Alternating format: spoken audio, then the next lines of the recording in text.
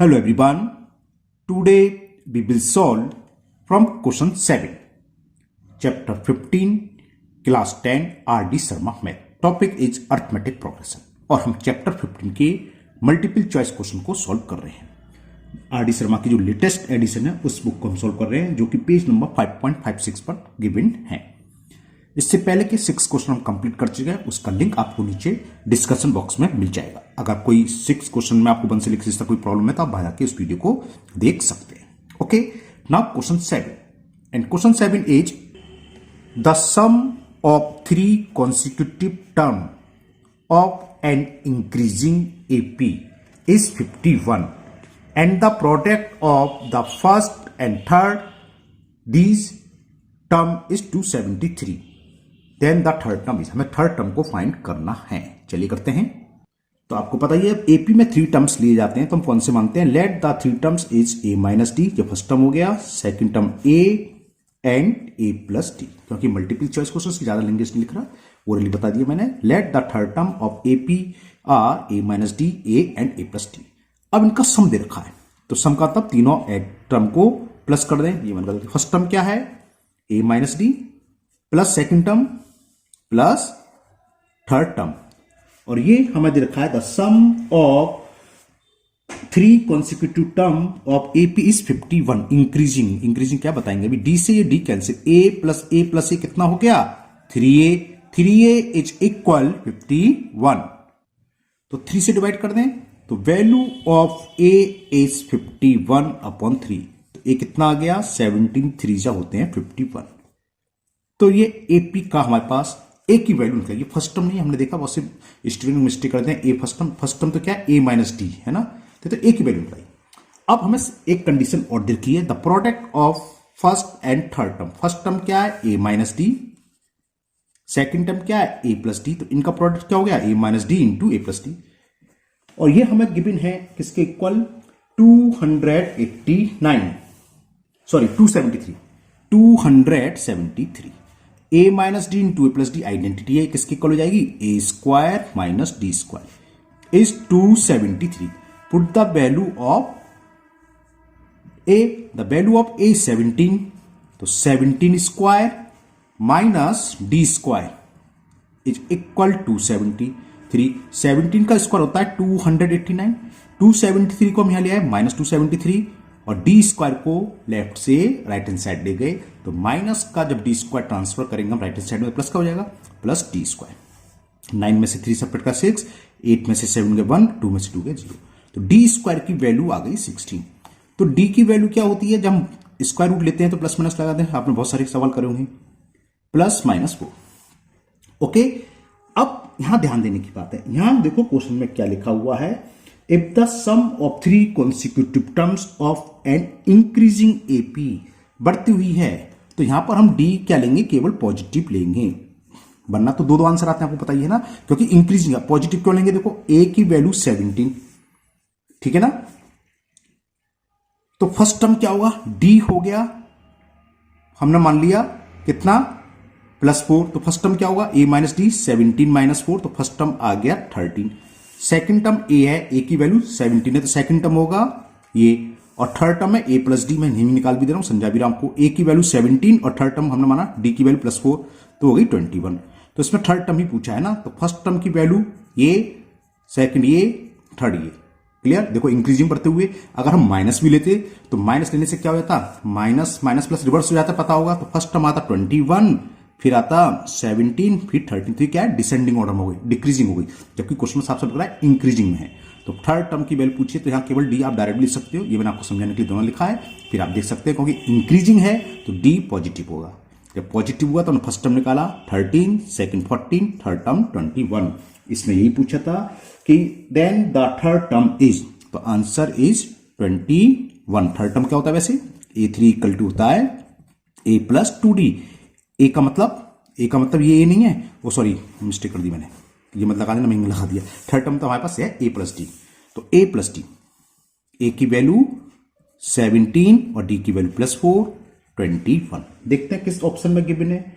ये हमें option D में गिवन है, तो option D is the correct option of question number 7. Now next question 8, and question 8 is, if four numbers in AP are such that their sum is 50 and the greatest number is 4 times the least, जो सबसे बड़ा number है सबसे छोटे सा 4 times है ना, then the numbers are, इसमें ऑब्जेक्टिव में दे रखा है ऑप्शन ए बी सी। चलिए करते से भी। अब यहां ऑप्शन ए में दे रखा है 5 10 15 20, second option B option 4 10 16 22, C option 3 7 11 15। देखो इस टाइप के क्वेश्चन जिसमें सीरीज पूछी हो और कुछ कंडीशन दे रखी हो तो हम ऑप्शन से भी चेक कर सकते हैं। पहली कंडीशन क्या थी, the sum is 50 if four number in AP are such that their sum is 50। तो इन चारों टर्म को ऐड करके देखो 5 + 10 15, 15 15 30 20 50, इसका सम 50 आ रहा है। इसमें देखें 4 + 10 14, 14 और 60 30 और +2 52। तो ये तो आंसर होगा नहीं किसी कीमत में, है ना, समझ में आएगा, क्योंकि इन चारों सबका टर्म 50 होना चाहिए। इससे चेक करें 7 + 3 10, 10 11 21, 21 और 15 36 हुआ, तो ये भी नहीं होगा। या तो आंसर ये होगा, लेकिन एक और दे रखा है नॉन ऑफ दिस, तो नॉन ऑफ दिस भी हो सकता है, ये भी हो सकता है। एक कंडीशन में तो ये सेटिस्फाई हुआ। अब दूसरी कंडीशन और देखो, वो कह रहा है जो लार्जेस्ट नंबर है क्या है 20, वो सबसे छोटा नंबर क्या है 5, इसका 4 टाइम्स है। तो सबसे छोटे नंबर में 4 से मल्टीप्लाई करके देखो, चाहे लार्जेस्ट नंबर आ रहा है 5 × 4 20 आ रहा है। तो आपका आंसर हो गया ए, ऑप्शन ए। हाँ एक चीज और, ये और चेक कर लो एपी में है कि नहीं, ये बताना भूल गया। 10 में से 5 गया 5 एपी है, मतलब सॉरी 5 है। 15 में से 10 गया 5, कॉमन डिफरेंस हमारा है, ये भी चेक करो। 20 में से 50 गया एपी में भी है, चारों टर्म का सम 50 भी है, और लार्जेस्ट जो टर्म है लीस्ट नंबर का 4 टाइम्स। तो option A is the correct option.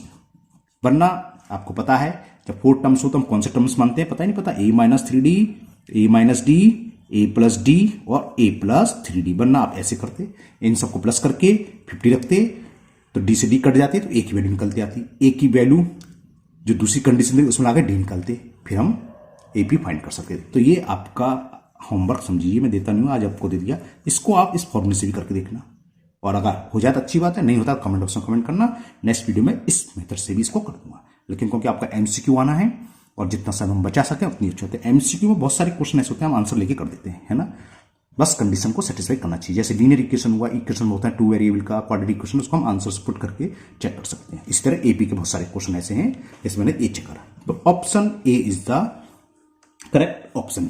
Now next question 9, और क्वेश्चन 9 काफी अच्छा है, 9 10 दोनों अच्छे क्वेश्चन, ध्यान से देखिएगा। चलिए करते हैं question 9, and question 9 is let Sn denoted the sum of n term of an AP। n term का सम दे रखा है Sn से, ओके, Sn से हम रिप्रेजेंट भी करते हैं। whose first term is A if the common difference D is given by D is equal Sn minus K Sn minus 1 plus Sn minus 2, then K is equal, यानी के की value पूछी है, के 1 होगा 2 होगा 3 होगा या none of this, ABCD 4 option दे रखे हैं। अच्छा क्वेश्चन है, देखिए चलिए करते हैं। अब यहां पर हमें डी कुछ अजीब फॉर्म में दे रखा है। क्या दे रखा है, कॉमन डिफरेंस बेसिक क्या होता है an - 1, लेकिन यहां डी इस फॉर्म में ना देखकर क्या दे रखा है, पहले वो लिख लूं। हमें डी की वैल्यू दे रखी है Sn minus K Sn minus 1 plus Sn minus 2, okay. और फॉर्मूले के हिसाब से डी क्या होता है, डी क्या होता है, nth टर्म में से उसका प्रीवियस टर्म सब्ट्रैक्ट करो, जैसे a2 - a1, a3 - a2, a4 - a3, an - -1 होता है ना। तो ये डी की फॉर्मूला है। अब इसको यूज करके इस फॉर्म में ब्रेक करते हैं, ठीक है। मतलब an को Sn के फॉर्म में लिख लो, an Sn के फॉर्म में लिख सकते हो, नहीं सकते, आप लोगों को फॉर्मूला याद होगा शायद, अगर भूल गए डाल लेता हूं। an निकालना कोई टर्म, तो क्या होता है Sn - Sn - 1, ओके। तो an की जगह हम क्या पुट कर सकते हैं, an की जगह हम पुट कर सकते हैं। और ऐसा क्यों कर रहे हैं, हमने देखा क्योंकि d इस फॉर्म में दे रखा है। तो an और an - 1 को हम Sn Sn - 1 Sn - 2 के फॉर्म में लिख लें। तो an के प्लेस पर भी ले सकते हैं Sn minus Sn - 1 minus an - 1, और an - 1 क्या होगा, जो टर्म निकला होता है उतने टर्म के सम में से तो एन की जगह एन था, एन की जगह एन माइनस वन हो जाएगा, माइनस इसका प्रीवियस, इससे एक पहले वाला, तो एक हटा दो, क्या हो जाएगा एन माइनस टू। ओहो मैंने ध्यान नहीं दिया, काटना पड़ेगा, क्या है। तो डी की वैल्यू क्या हुई, इस ए एन की जगह में लिखा S N minus S N minus one, और ये माइनस का साइन है, कहां गया ये, तो माइनस लगा दिया ब्रैकेट में, ये तो माइनस का साइन। अब ए एन माइनस वन की वैल्यू पुट कर दूं, वो क्या है S N minus one minus S N minus two. बस सवाल हो गया ये। तो D is equal S N minus S N minus one, minus का जब मल्टीपल करेंगे तो माइनस का हो जाएगा, माइनस माइनस प्लस, ओके। तो D की फॉर्म क्या निकला, D की वैल्यू ये हो गया एस एन। देखो S N minus one, S N minus one, minus का ये माइनस के ऐड हो जाता है, सेम उससे क्या और साइन माइनस करेगा, तो minus two into S N minus one और plus S N minus two. अब देखो हमें डी किस फॉर्म में दिखाई दे रहा, एस एन के प्लेस पर एस एन है, plus S N minus two plus S N minus two, minus यहां पर के है, तो यानी कि के की प्लेस पर क्या आ रहा है, माइनस का भी साइन है, तो के की प्लेस पर क्या रहा है टू। तो इससे क्लियर हो गया, हम कंपेयर करें, मान लो इसको फर्स्ट इक्वेशन डाल दो, इसको सेकंड, फर्स्ट और सेकंड का कंपेयर करें, तो साफ साफ दिख रहा है के की वैल्यू किसकी इक्वल है, टू के। तो वैल्यू ऑफ के इज इक्वल टू। देखते हैं किस ऑप्शन में दे रखा है, बी में दे रखा है, तो option B is the correct option. जैसे क्वेश्चन नंबर 9 था, इसी तरह क्वेश्चन नंबर 10 है, ये भी काफी अच्छा क्वेश्चन है। चलिए करते हैं question 10, and the question 10 is the first and last term of an AP are A and L respectively. First term A है और last term L है, okay?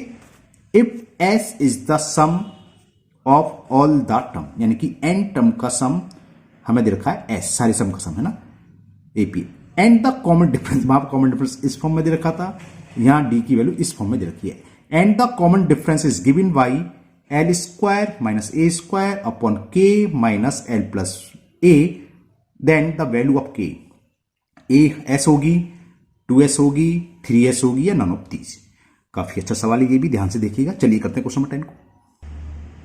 अब यहां पर जो डी दे रखा है एल और ए के टर्म में दे रखा है, और बात चल रही है सम की, तो पहले सम निकालो। देखो हमें मालूम है एस एन का फॉर्मूला क्या होता है, हमें जब फर्स्ट टर्म और लास्ट टर्म मालूम हो तो एस एन इक्वल टू होता है N by two A plus है ना। अब यहां सम एस एन के बजाय किससे रिप्रेजेंट करा, एस से, तो S is equal N by two A plus L, clear, cross multiple कर दें, 2s is equal to N A plus L को यहां ले आया अपॉन में, तो 2s upon A plus L is equal to N. यानी कि हमने, क्योंकि हमने देखा जो कॉमन डिफरेंस दे रखा है उसमें कहीं पर भी नंबर ऑफ टर्म्स के बारे में जिक्र नहीं है, ए एल और एक हमें सम दे रखा है, तो हम सबको किस में कन्वर्ट करने की कोशिश कर रहे हैं, जो कन्वर्ट हो चुके ए एल एस में। तो मैंने नंबर ऑफ टर्म्स निकाल लिए, क्योंकि जहां कहीं भी सम आएगा वहां एन तो चाहिए। और एक चीज हमें लास्ट टर्म दे रखी है, लास्ट टर्म का फॉर्मूला आप जानते हो, एल इज इक्वल टू क्या होता है, a plus n minus one into d होता है ना, क्लियर। यहां से हम डी की वैल्यू निकालने की कोशिश करेंगे। तो पहले तो मैं क्या करूं, ए को दे आया, l minus a is equal n minus one into d, यहां तक क्लियर।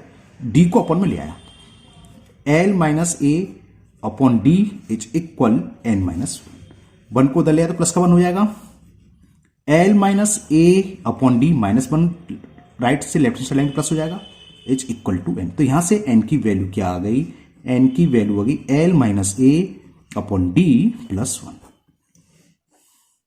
बस अब आपका सवाल हो गया, समझो। देखो चलो इसको मैं डाल देता हूं फर्स्ट इक्वेशन और इसको डाल देता हूं सेकंड इक्वेशन। देखो from first and second, from first ये क्या है, एन की वैल्यू, यहां कहीं भी एक्स कहीं यूज नहीं हुआ है, हो सकता है आपको कहीं को एन को एक्स लिख रहा हो, तो कहीं भी पूरे क्वेश्चन में एक्स है ही नहीं, सब एन है ना। तो ये एन है, ये भी एन है, तो यानी कि ये दोनों आपस में इक्वल होंगे। तो from first and second, from first and second, N की वैल्यू क्या है, एल माइनस ए अपॉन डी प्लस वन, और यहां एन की वैल्यू क्या है, 2s upon A plus L, तो 2s upon A plus L, clear.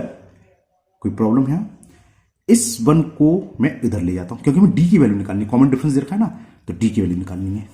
तो एल माइनस ए अपॉन डी की वैल्यू क्या होगी, 2s upon A plus L, +1 left से राइट जाएगा तो -1।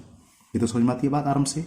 अब ये क्या हो गया, एल माइनस ए अपॉन डी, ये भी बात समझ में आ गई शायद। यहां एलसीएम आ जाएगा ए प्लस एल, तो ये क्या हो जाएगा 2s माइनस ए प्लस एल का वन में करेंगे तो ए प्लस एल, तो इसको रेसिप्रोकल लिख दूं तो बहुत सारे रेसिप्रोकल डी की वैल्यू निकलेगी। तो चलो लिखते हैं। तो मैंने इसका रेसिप्रोकल लिख लिया, एल माइनस वन ए अपॉन डी था तो इसको D upon L minus L किया, तो राइट हैंड साइड का भी रेसिप्रोकल लिख दिया, तो ये हो गया a plus l upon 2s minus A plus. तो बस निकलाई कॉमन डिफरेंस की वैल्यू, डी मल्टीपल करेंगे l plus a plus l, a की बात होती है, लिख लिया।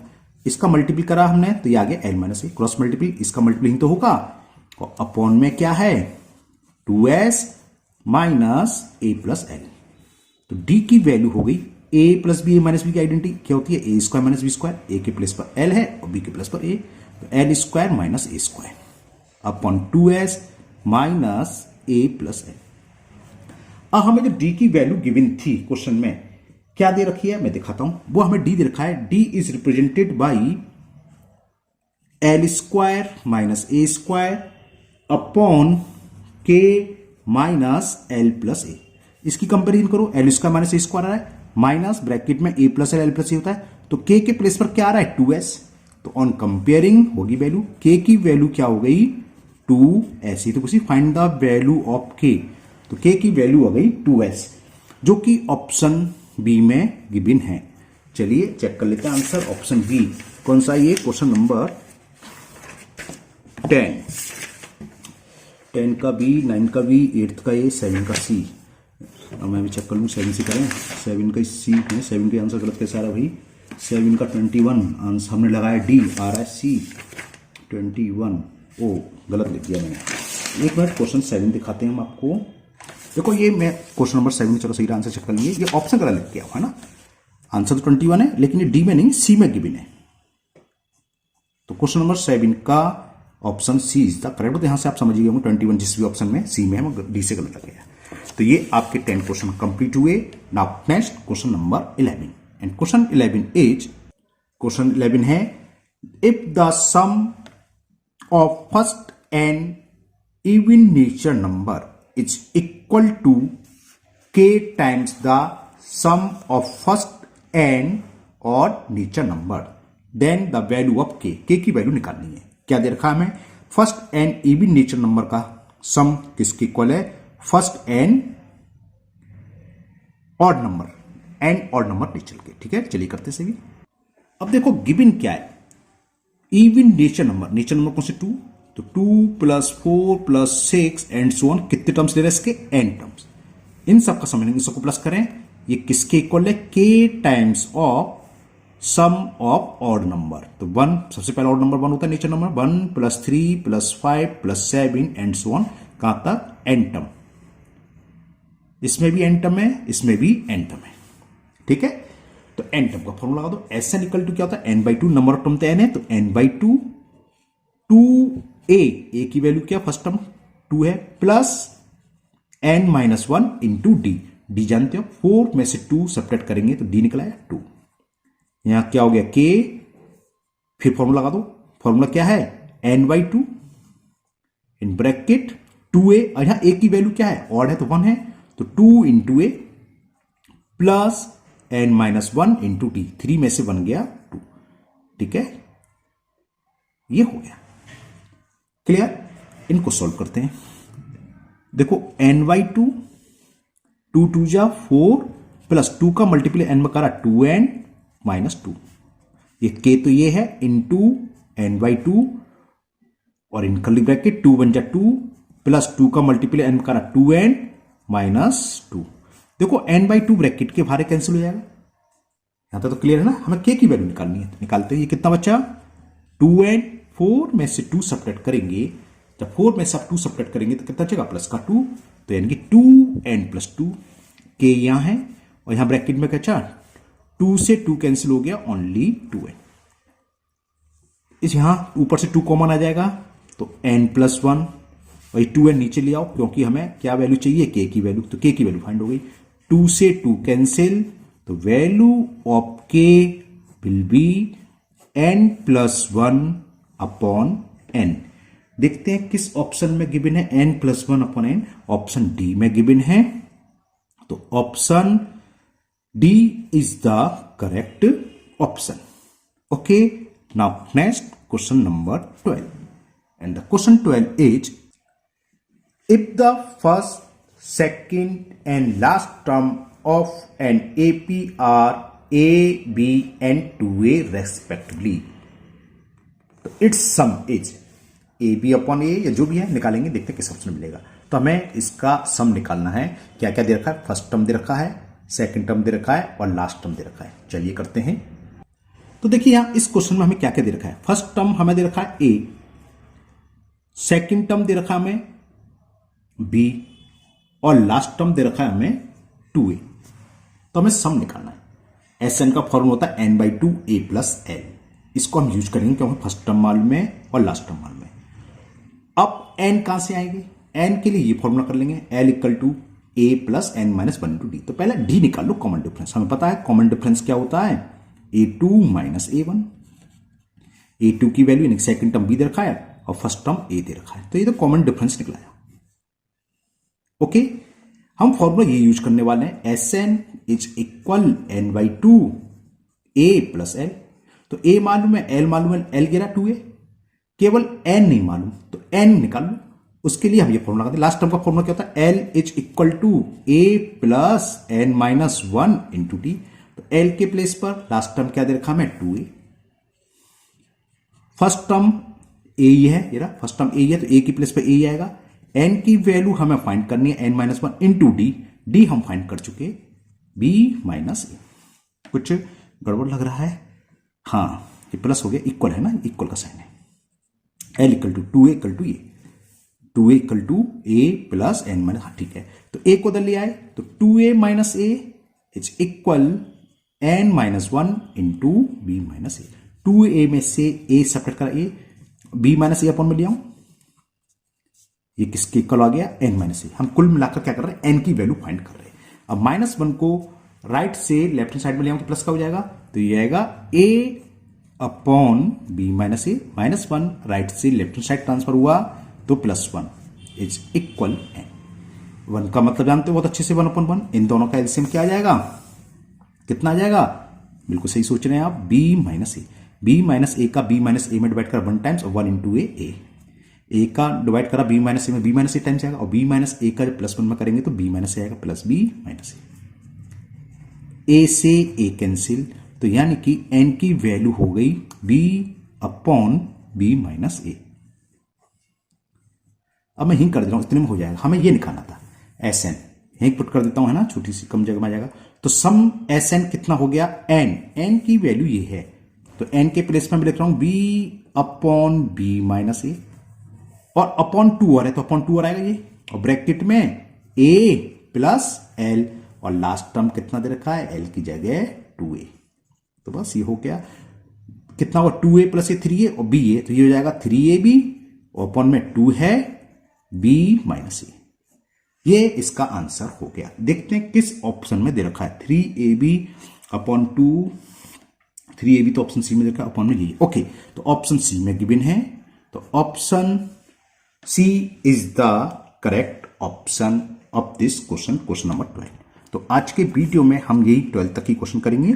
मुझे उम्मीद है आपको ये सभी क्वेश्चन अच्छे से समझ में आ गए होंगे। 9, 10, 12 तीनों ये काफी अच्छे क्वेश्चन थे। 11 भी काफी अच्छे क्वेश्चन है, एक बार अपने आप ट्राई करना है ना, बहुत अच्छे क्वेश्चन थे 9, 10 तो खासतौर पर, और ये 12 भी। तो मुझे उम्मीद है आपको ये सभी क्वेश्चन अच्छे से समझ में आ गए होंगे। फिर भी अगर आपको किसी क्वेश्चन में कोई डाउट है तो आप हमेशा की तरह कमेंट बॉक्स में कमेंट करें, मैं उसको दूर करने की पूरी कोशिश करूंगा। अगर आप लोग पहली बार चैनल पर आए हैं तो चैनल को सब्सक्राइब करना ना भूलें, साथ ही साथ बेल आइकन जरूर प्रेस करें, जिससे आगे जो भी वीडियो अपलोड होगी उसका नोटिफिकेशन आपको मिल जाएगा और वो वीडियो आपकी मिस नहीं होगी।